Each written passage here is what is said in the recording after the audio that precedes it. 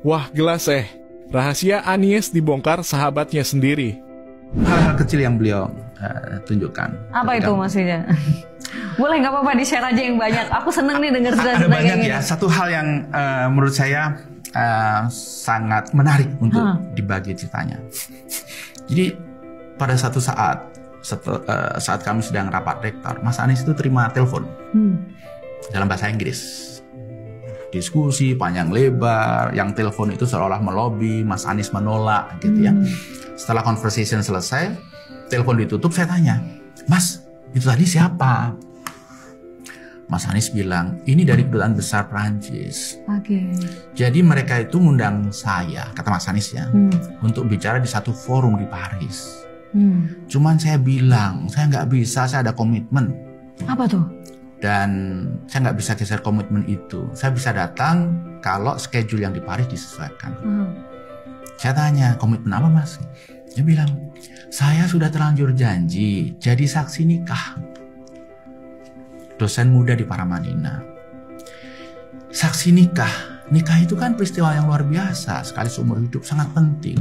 Nggak mungkin saya batalkan untuk datang di Paris. Saya mikir, wow, ini 1 dibanding 1000. Mayoritas intelektual muda ketika dikasih kesempatan bicara di Paris tidak akan melewatkan. Nggak akan melewatkan. Iya. Dan dengan gampang dia akan mengatakan kepada si dosen muda, mohon maaf ya, saya harus mewakili Paramadina, harus mewakili Indonesia bicara di Paris.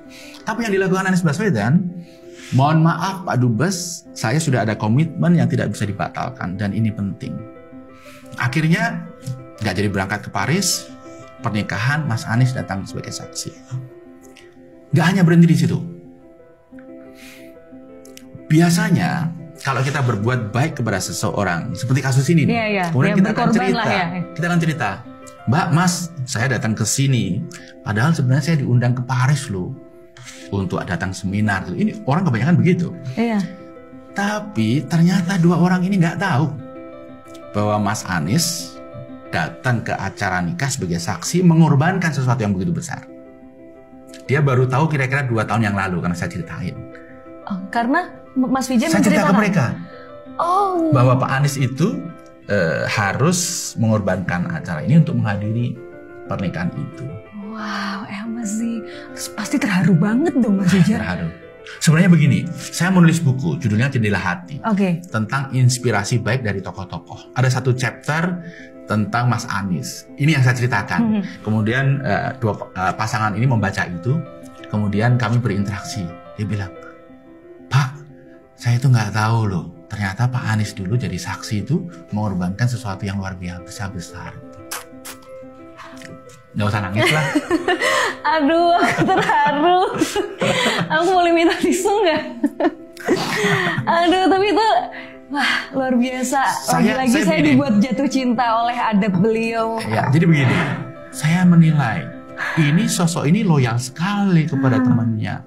Dan saya declare saat itu juga, I will be loyal to you. Declare dalam hati. Karena melihat bagaimana beliau memperlakukan orang lain.